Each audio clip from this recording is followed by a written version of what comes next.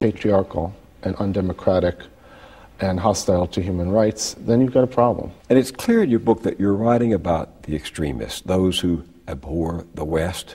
What about all the Muslims who are not represented by the radicals? Have you heard from them? Are you getting letters from them? Are you having them stand up and say, you know, he is right about that core that is we think, wrong too? I'm afraid I'm not hearing from them, and other people who are writing about these things aren't hearing very much from them either. Some of them are just scared to speak up. They don't, you know, they live in communities where they don't have the freedom to speak up. Some who've spoken out have met a violent response. We all saw what happened when one small Danish newspaper ran several cartoons depicting the Prophet Muhammad. Offended by the caricature of their founding father, Muslims across Europe and the Middle East took to the streets in protest. But this wasn't the first time that critics of Islam had been attacked.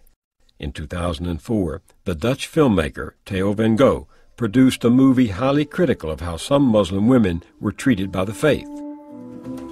Life with my husband is hard to bear, but I submit my will to you. A few weeks later, Van Gogh was shot dead on an Amsterdam street. His body was then stabbed repeatedly, a note impaled on his chest threatening Jews, the West, and any who dared criticize Islam. After the murder in Amsterdam, somebody who was a member of the Muslim community in Oslo decided that there should be some kind of public demonstration by Muslims in Norway. The media, they were all saying, well, now we'll have a huge demonstration of the fact that Norwegian Muslims are opposed to terrorism and to this kind of brutal killing that happened in Amsterdam. And there's 70,000 Muslims in Norway. 50 people showed up from the Muslim community. And it was a dramatic demonstration of something, but it was a demonstration on the part of some Muslims, I suppose, that they tacitly support that sort of thing. And on the part of a great many Muslims, it was a demonstration of great fear. These people live in fear. And that's something that really worries me. There's a lot of self-censorship going on since that murder in Amsterdam and since the cartoon riots in Denmark.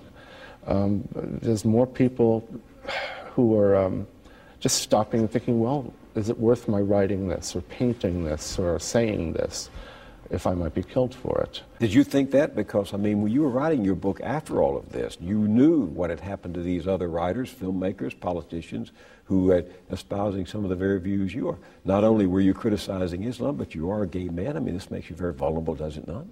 I guess it does, yeah.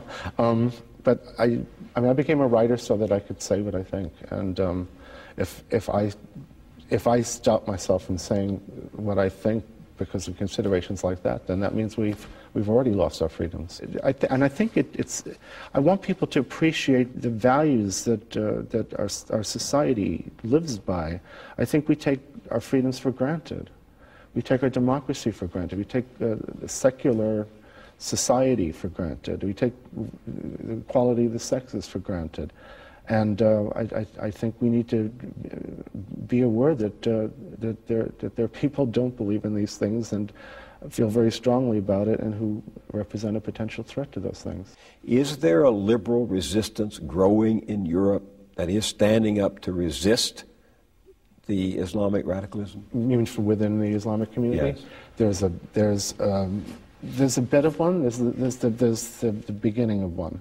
And the interesting thing is that the most outspoken voices against all this radicalism from within the European Muslim community are young women. And some of them, really girls, have come out and spoken up increasingly, talked about the problems the oppression that they've experienced within their communities, and they want to live as free women in the West. It was so fascinating reading your story. You left the United States in no small part because of the rise of Christian fundamentalism and the right wing with its homophobia. Yes. And here you are now living in a cauldron of homophobia among among many Muslim fundamentalists there. Why do you stay there? I stay there because my partner is Norwegian. And you know what? We couldn't move to the United States because this country does not recognize our partnership. We are legal partners in Norway. Well, it's interesting. If there's no safe haven for you on either side of the Atlantic, where do you belong? It's funny, when I'm in Norway, I feel very American. When I'm back here in America, I feel Norwegian, actually. It's, you know, it's funny. Are you still a Christian? Yes. What does that mean when you say I'm a Christian? Well, that's a good question. I believe in the things that Jesus preached about. I believe in, and Jesus came to break down barriers between peoples. He came to preach a radical love. He came to break down taboos and to just destroy the polarization that existed in his own time. Are you at peace with being gay and Christian when in fact so many people say that's impossible?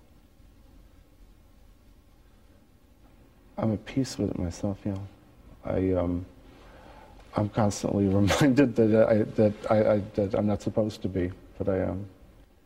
What about the members of the gay community who claim there is no such thing as gay and Christian? In fact, they equate Christianity with right-wing homophobia. Yeah, they do. What about those people? What do you say to them about your faith? Well, I wrote a book about gay rights called A Place at the Table, which came out in the early 90s.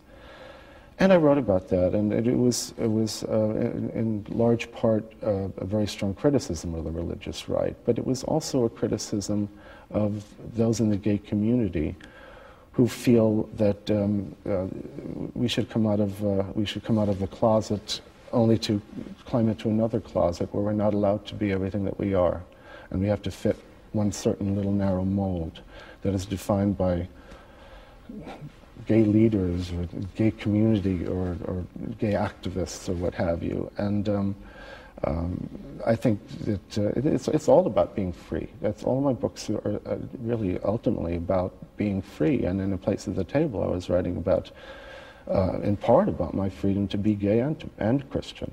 You write in here, it is not secular liberalism, but the truth of Christianity that strikes most penetratingly at the heart of what is wrong with the attitudes of reactionary Christians to homosexuality. What do you mean by that?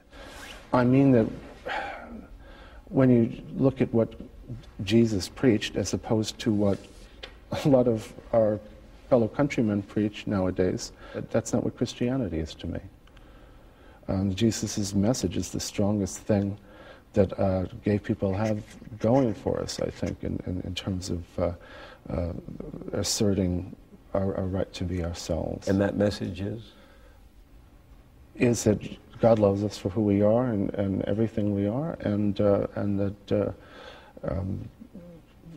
in all our wholeness.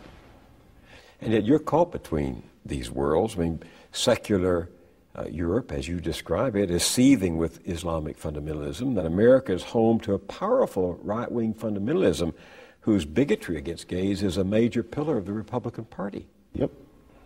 Where does that leave you? Between a rock and a hard place, I guess. It's not easy, no. Well, thank you very much, Bruce Bauer, for being with me, and congratulations on your book. Thank you very much.